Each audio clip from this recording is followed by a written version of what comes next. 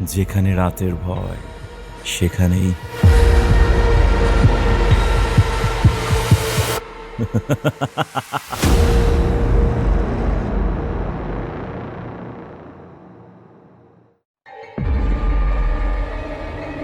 নমস্কার, আমি তাজ আর আপনারা শুনছেন যেখানে রাতের ভয়। আমাদের চারপাশে এমন অনেক অদ্ভুত ঘটনা ঘটে যা কখনো কখনো অতি প্রাকৃতিক হয়ে ওঠে এবং আমাদের বিশ্বাসকে চ্যালেঞ্জ করে। এই প্ল্যাটফর্মে আমরা তুলে ধরছি এমন কিছু বাস্তব অভিজ্ঞতা যা আমাদের শ্রোতাদের জীবনে সত্যিই ঘটেছে। আজকের অভিজ্ঞতাটি আমাদের পাঠিয়েছে রাকিব, যেটা আমরা স্ক্রিপ্ট করে আপনাদের শোনাচ্ছি। বিশেষ ধন্যবাদ রাকিবকে আমাদের সঙ্গে তার জীবনের একটি গভীর ও রহস্যময় অভিজ্ঞতা ভাগ করে নেয়ার জন্য। তার ব্যক্তিগত গোপনীয়তা রক্ষার্থে আমরা নাম পরিচয় প্রকাশ করছি না। আপনার জীবনেও যদি এমন কোনো অদ্ভুত ঘটনা ঘটে থাকে যা এখনও আপনার মনে ভয় জাগায়, তাহলে আমাদের ইমেল করুন যেখানে রাতের ভয় @gmail.com। ইমেল ঠিকানাটি আমাদের ডেসক্রিপশনেও রয়েছে। চলুন তবে আর দেরি না করে শুরু করি আজকের পর্বটি।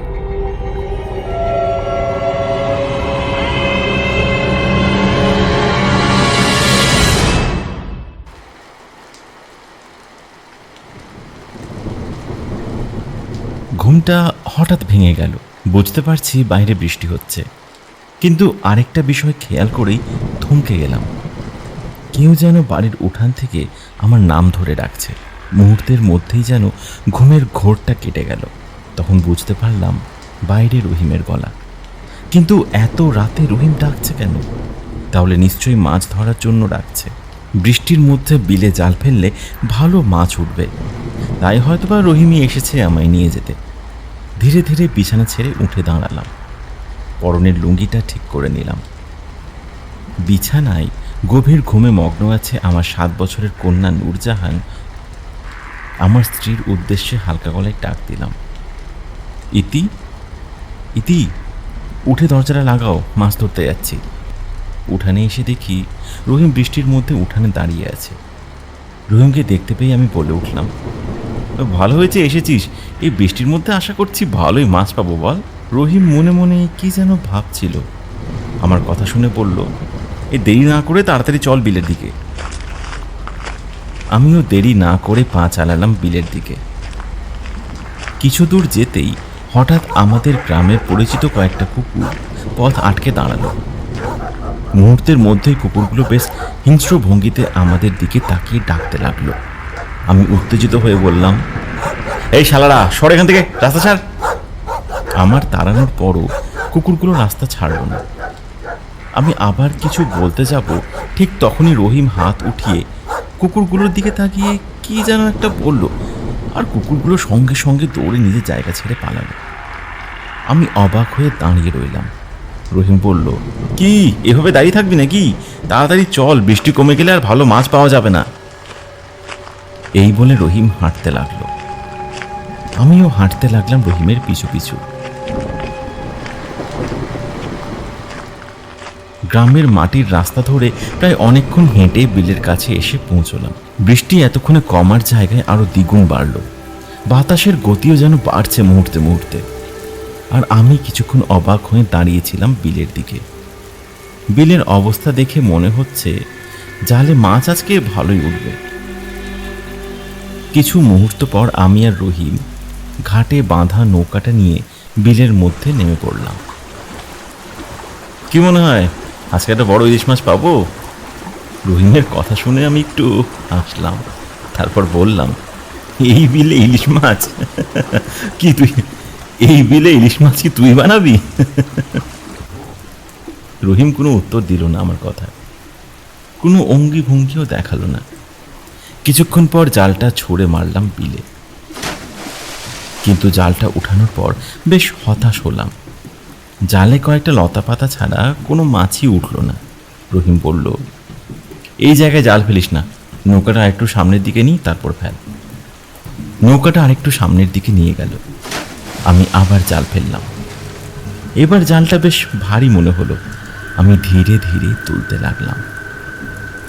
হঠাৎ পেছন থেকে একটা প্রচণ্ড জোরালো বাতাস এসে আমাকে ধাক্কা দিয়ে সামনের দিকে ঠেলে দিল। বাতাসের ধাক্কায় আমার হাত থেকে জালটা প্রায় ছিটকেই যাচ্ছিল, কিন্তু শেষ মুহূর্তে যেন হাতের মধ্যে আঠার মতো লেগে গেল।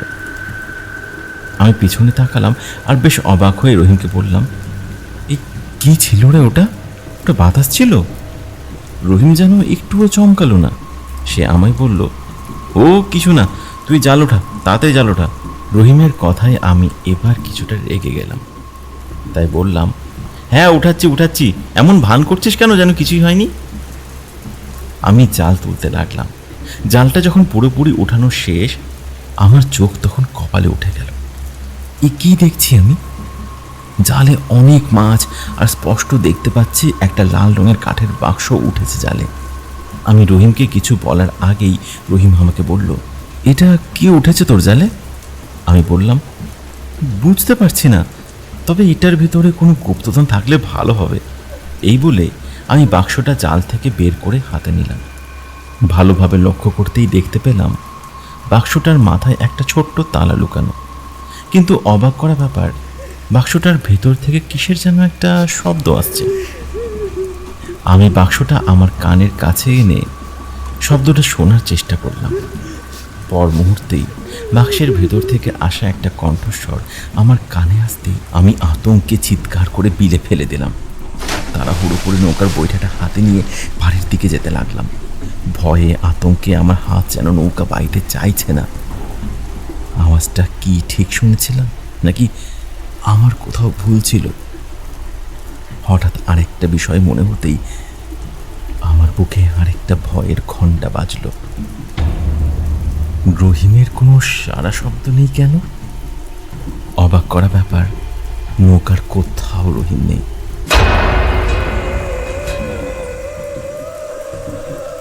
কোথাও যেন উধাও হয়ে গেছে সে। আরও অবাক করা ব্যাপার, জালে ওঠা মাছগুলো কোথাও দেখতে পাচ্ছি না। বৃষ্টির প্রকোপ যেন আমার ভয়ের মতো আরও বাড়ছে। কিছুক্ষণ পরে পাড়ে আসতেই নৌকাটা রেখে যেই না বাড়ির দিকে দৌড় দেব, ঠিক তখনই রহিমের গলার আওয়াজ এলো পেছন থেকে, কিরে ভয় পেয়েছিস? এত ভয় পেয়েছিস যে আমাকে না নিয়ে চলে যাচ্ছিস? আমি মাথা ঘুরিয়ে পিছনের দিকে তাকালাম। দেখলাম রহিম আমার নৌকার উপর দাঁড়িয়ে আছে। অন্ধকারে ওর চেহারা স্পষ্ট নয়, তবে হাতে একটা বড় মাছ। আমার গলা দিয়ে যেন কথাই বেরোচ্ছে না। আমি স্পষ্ট বুঝতে পারলাম আমি কোনো শয়তানের খপ্পরে পড়েছি। দৌড় দিতে যাব, ঠিক তখনই রহিম আবার বলে উঠল, দৌড় দিলে আর বাড়ি ফিরতে পারবি না। আর বাড়ি ফিরেই বা কি করবি? নৌকার ওই বাক্সের ভিতর তোর স্ত্রীর কান্নার শব্দ শুনেছিলিস না? সত্যি ছিল।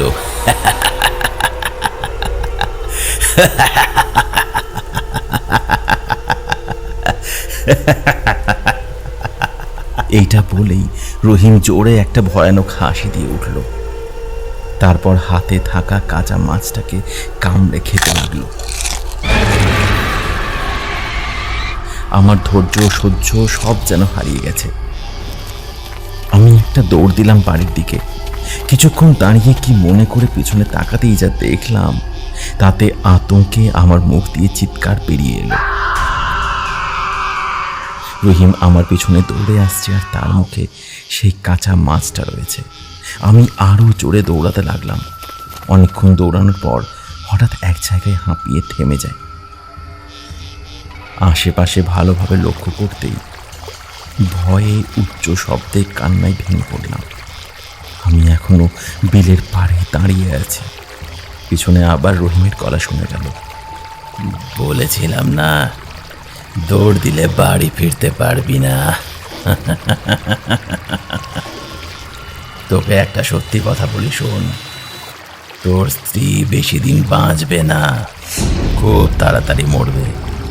আর তোর স্ত্রীকে যদি বাঁচাতে চাস, তাহলে সামনের শনিবার তোর কন্যা নূরজাহানকে রাতের বেলা হাতে একটা মাছ ধরিয়ে বিলের পাড়ে দিয়ে চলে যাবি। এইটা বলেই আবার একটা ভয়ানক হাসি দিয়ে উঠল রহিম।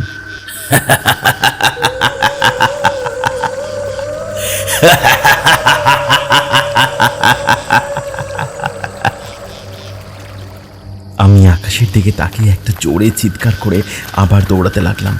দৌড়াতে দৌড়াতে হঠাৎ কিসের সঙ্গে একটা হোঁচট খেয়ে পড়ে জ্ঞান হারিয়ে ফেললাম।